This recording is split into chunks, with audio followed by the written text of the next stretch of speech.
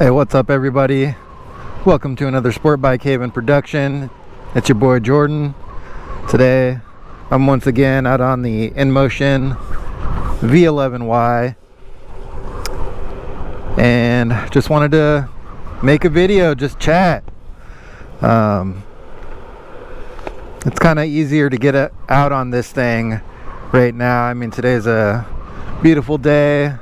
Definitely saw a couple motorcycles around. A little bit jealous, but you know, this thing provides you know, a bit of that same feeling, which is pretty cool. You know, you get that open air, you know, just you and the wheel, you know, man and motor or whatever. But yeah, it's just easy to get out on this thing for a cruise. I'm actually surprised how much ground this thing can cover in what feels like such a short time. And I am actually improving my skills on this wheel. Not that I can do anything crazy, but I did hit the max speed, and that was something that I was a little bit worried about, mainly because when you push the wheel to its full capacity, sometimes it's trying to draw too much from the battery, or so I've heard, and then the motor cuts out. So, you know, I want to avoid pushing this thing on its max, but I did actually hit the max speed of 37 miles an hour on this wheel on the way to this trail. And I don't know if I already said it, but this is the Springwater Corridor. It runs from Boring, Oregon to Milwaukee, Oregon, if I'm not mistaken. And yeah, it's a great trail. Overall, it's pretty smooth. There's quite a few crossings. You got to cross the road a bunch of times, but overall not too many. It's not like too crazy, and it's just a very, you know, kind of scenic trail ride out here. Get a lot of this foresty looking stuff, but there's also a creek that kind of runs alongside this. Can't see it here, but I know that we'll be heading over some of that. Hey, might be right here. Yeah, you can kind of see it over there. Definitely actual water flow. And yeah, there's a couple spots that, you know, are kind of pretty for what it is.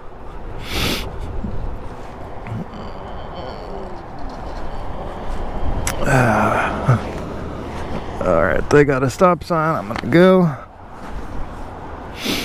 You know, gonna try to avoid getting run over if at all possible.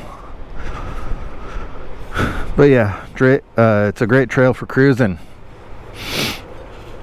And so now that I've kind of like hit the max speed, pretty comfortable on this thing, not saying that I've outgrown it or anything, but it would be interesting to try one of the faster, more powerful wheels. But I'm not in any hurry. I mean, maybe when this channel blows up and I can afford a, you know, $5,000 P6,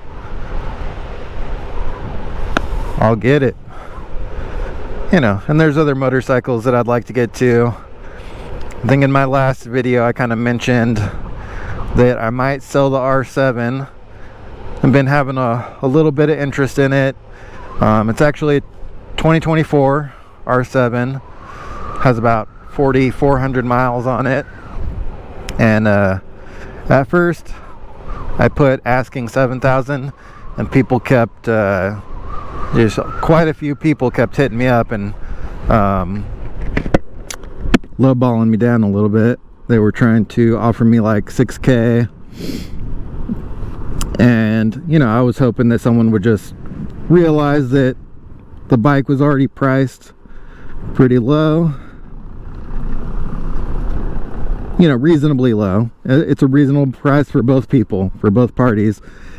And, you know, everyone was trying to knock me down, offering me like $5,000 or $6,000, and, you know, I kind of passed on all that. So I actually remade the ad and started it at $8,000, which is kind of in the upper mid-range of prices for that, you know, an equal bike.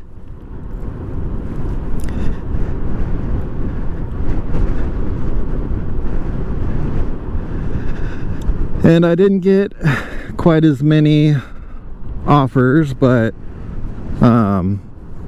you know, it seems like the people are at least a little more serious, not getting so many crazy wackadoodle offers over here.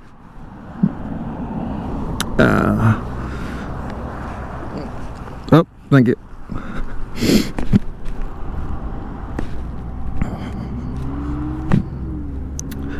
Just gotta get my feet set into the proper zone here for maximum stability. Alrighty, so yeah, you know, recently just had a gentleman reaching out, says he's willing to do 7,000, but he said he's you know, reaching out to the bank to get a loan on it. So we'll see. I mean, I've definitely learned to temper my hope about sales on Facebook Marketplace. I mean, it's a tough one. You know, everyone's got different schedules. It's difficult to meet up at the right time and the right offers. You know, a lot of people are looking for specific things or trying to get a deal.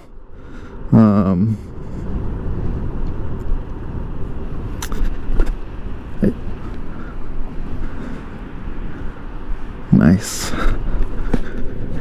And yeah, I mean, I felt like my price was pretty fair. I mean, you know, I definitely don't want to just throw away money, as far as you know, I've already put a lot into that bike. You know, I paid all the dealer fees and you know, maintained it properly and kept it nice, all that stuff. And, you know, I was making extra payments and all that good stuff. So, I mean, I'm definitely just, you know, I'm not trying to sell it at a loss for me so someone can go turn around and you know, make $1,000 or $2,000 off of me.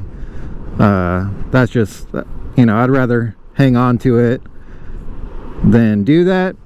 So that's kind of what's up. I would like to keep it. There's a lot going on, you know. I probably said this before, but, you know, I'm trying to be grateful for everything I have, because, you know, everything that I have was once a dream of mine. And also, I still have dreams. You know, I think with me reaching that ripe old age of 40, you know, I would love to be able to you know, afford a nice home and be able to make that work. I really want like a nice garage, or you know, I have like the ultimate dream. I've always really loved the style of building referred to as a monolithic dome, and there's just so many great things about that style of building, but it also is very artistic. It's you know, very cool looking and super efficient. And so if I could build like a nice monolithic dome and then a separate shop, I would love to have a nice big koi pond one day and all sorts of other stuff. I mean, I'm really love you know, so when I was younger, I worked at Domino's Pizza for quite a few years, and, you know, your boy loves pizza, okay? And pineapples definitely go on pizza. I'll stand on that. You know, if it's not for you, that's cool, but you know, I'm definitely a ham and pineapple fan, especially on some nice Alfredo sauce or whatever. But that's just my preference. I also like all types of different pizza or whatever, but I would love to make a pizza oven, like a wood-fired pizza oven, either out of brick or out of cob. Yeah, so integrating that into the property. But all that stuff definitely seems like a dream for me right now, because you know, I kind of work a standard job, and you know, I kind of spend a little bit too much money on other random stuff, so it's very difficult for me to think about building a dream home, you know. And if I could figure out all the investing and the, you know, businesses and the social medias, I mean, you know, at least I do. I see people and they're like, yeah, I got like 400,000 followers on Facebook and I make like 50,000 a month. I mean, that would be, you know, quite a dream come true, to be honest. That sounds pretty badass. But I'm not making that. So yeah, we're just taking it one day at a time, you know. So, you know, trying to be grateful for everything that I have. You know, I get to spend some time on this pretty cool machine.